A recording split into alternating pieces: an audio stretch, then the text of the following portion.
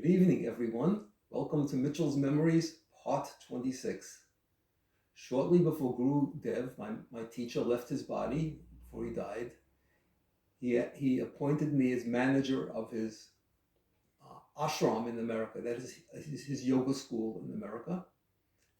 And this was located near Placerville, California, in El Dorado County.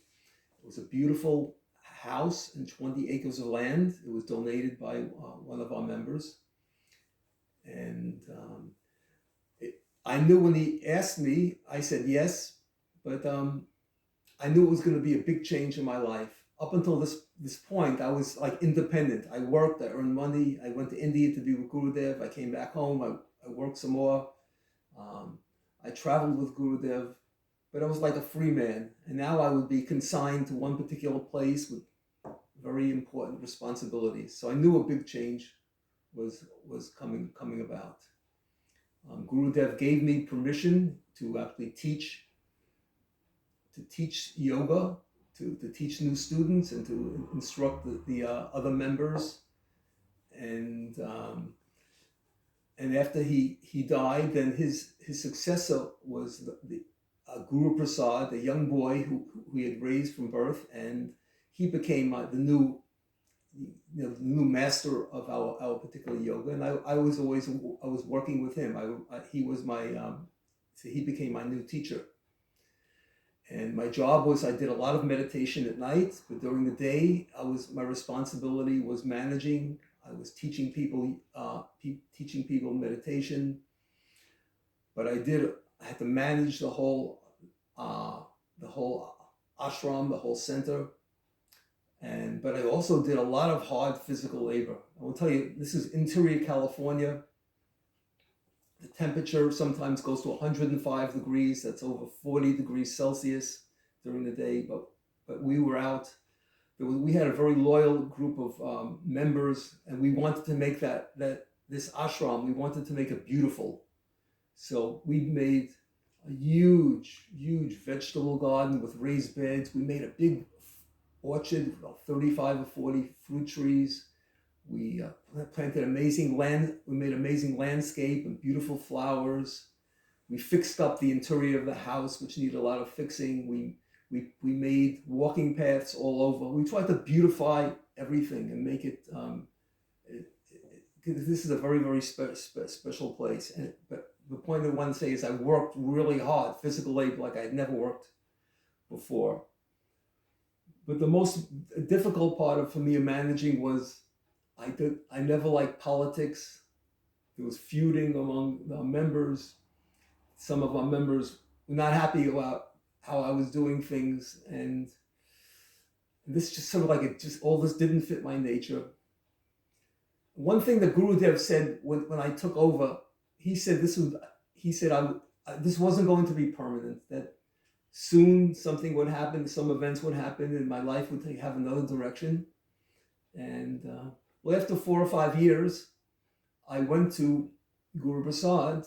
We call him Guruji, by the way, the young guru. And I just said, I think this is very hard on me, and I think maybe you should have someone else do the job. But he said, no, it was my nature. It would be best for me to stay. That it was my nature to be here. So I accepted. Guruji, the young Guruji, he came and visited every 2 or 3 years. He came to the ashram and stayed for a couple of weeks. He also sometimes he called me to India, so I went to him at the ashram in India and studied yoga there. He also I gave lectures. He also took me with him when he traveled to Bangladesh, to Poland, to Europe, to Canada, through America. So I was by his side, and I'm very grateful because I got to see travel to so many places, and was in so many different situations that I never would have experienced without this. So I'm very grateful for that. But still, as time passed, basically many of the difficulties that I talked to you about didn't go away. In fact, they even increased, and I really felt so many challenging tasks and difficulties in my life that it seemed like it was just every year there was one problem after another.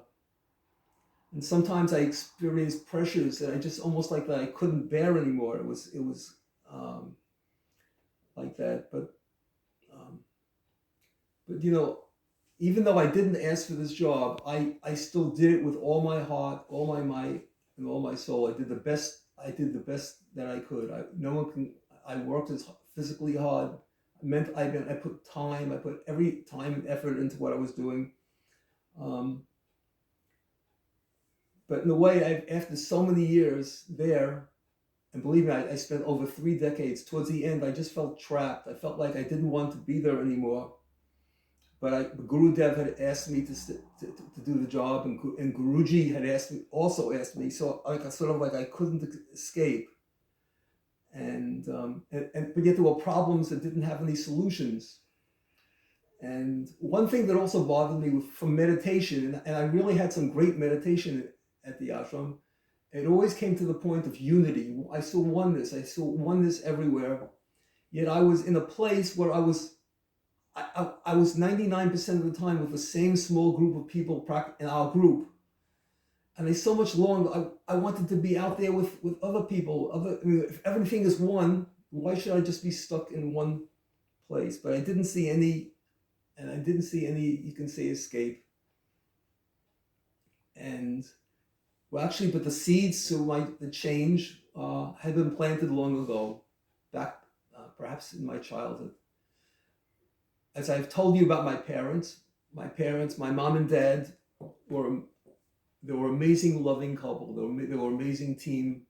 They loved each other. Their marriage was happy and wonderful, and it was great growing up in that situation. But on the other hand, I heard my next door neighbors. One was an alcoholic, and this man would often fight with his wife and beat his wife.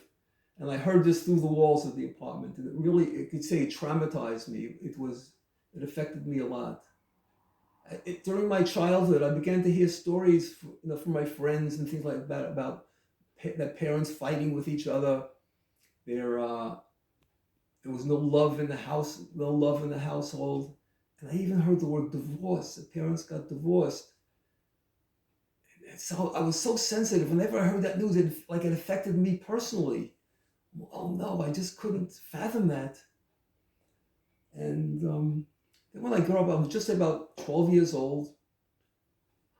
I had a very, very, very interesting dream. Actually, the same dream repeated 2 or 3 times. In this dream, I was sitting in this raft in the middle of an ocean. But the raft was very unusual. It was very beautiful, and it was shaped like a flower. And all I can see was there was a vast ocean and nothing else, and there was a vast sky and nothing else. But actually, I wasn't that I was isolated or something. I felt very peaceful and very happy. I wasn't hot. I wasn't cold. I wasn't hungry. I wasn't thirsty. I was feeling quite content just on this raft. Actually, you can say even blissful. And then all of a sudden, I saw someone swimming towards me, and I just wondered who it could be. And then when she got closer, it was a young woman. And I remember I was just very happy to see her, and I just lifted her onto my raft. And I remember getting splashed by the water.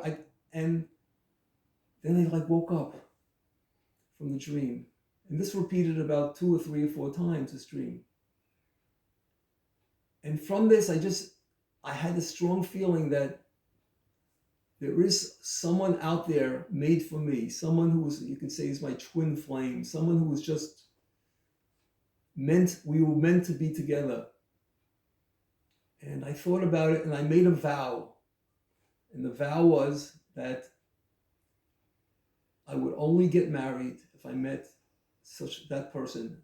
That was the only way I would ever get married. And so now 30 years, 40 years have passed. And I had forgotten. But the dream came true because shortly on a trip to Poland, I met my twin flame, Monica. And I'll tell you about the whole story in the next episode. Thank you very much, everyone.